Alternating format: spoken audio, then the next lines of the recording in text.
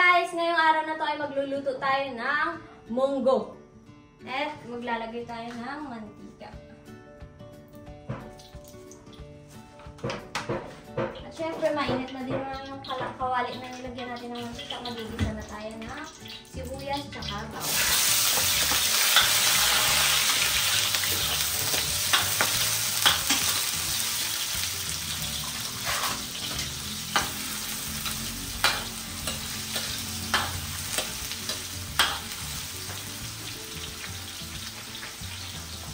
So, maglalagay na tayo ng kamatis. Napakaraming kamatis.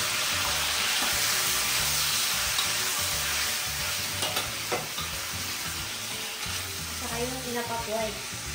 O yung pinapa.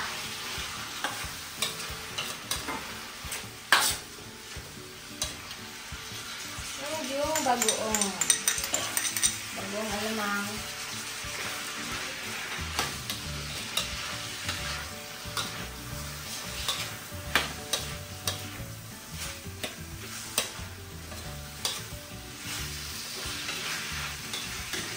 Itatry natin yung pinapa-powder kasi nagtataka ka kung ano ito. Yan, tignan nyo. Parang pinapa-flakes lang din siya pero parang dinulog nyo yung dito. Konti lang yung lagay natin.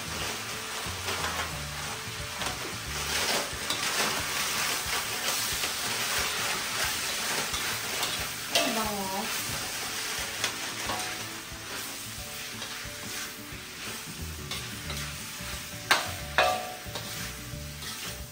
Ito, ilalagay na natin yung baboy.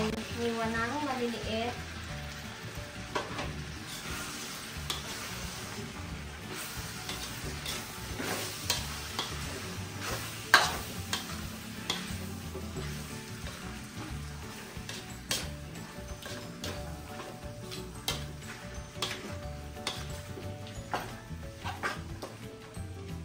Ito, maglalagay lang tayo ng kaunting tubig kung pakulo ng ating baboy.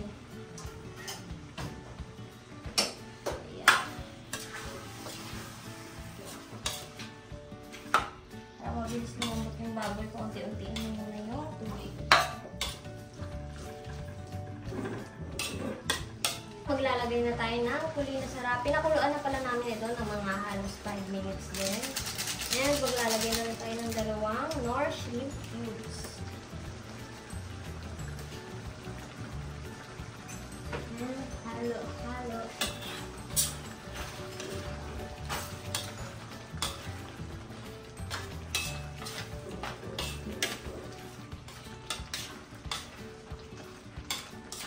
Kaya maya-maya magdadagdag na tayo ng tubig, pakuluan, at ilalagay na natin yung ampalaya.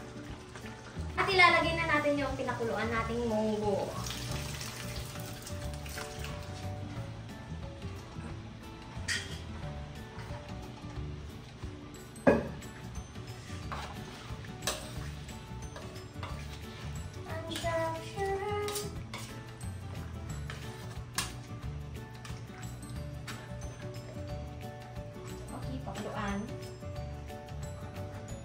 At kumukulo ng maigi yan, ilalagay na natin yung ampalaya. Mga 10 minutes din pinakuluan. Ayan, palambutin na natin yung ampalaya bago tayo maglagay ng dahon ng sili. Tsaka pampalasa. At maglalagay na tayo ng dahon ng sili.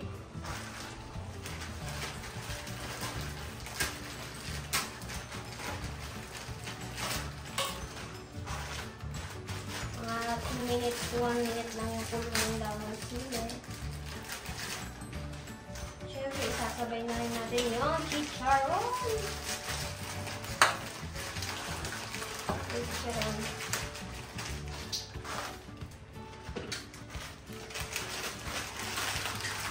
Mas masarap po pag maraming chicharon. Dinamihan na namin.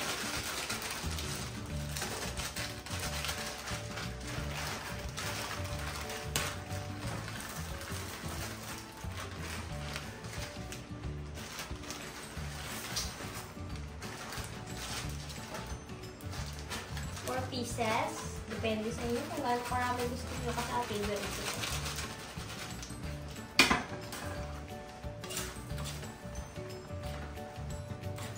luto na yung ating munggo. Ayan, titikman na natin ito.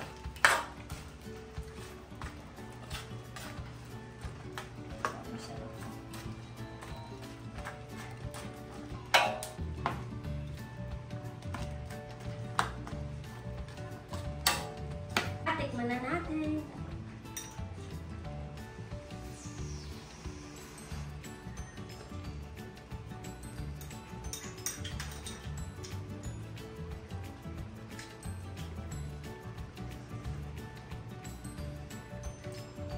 Napakasarap. Hindi pa kami naglalagay ng asin doon pero napakalasa niya na. Kaya naman kung nagustuhan niyo yung luto namin, syempre huwag po kalimutan mag-like, share, and subscribe.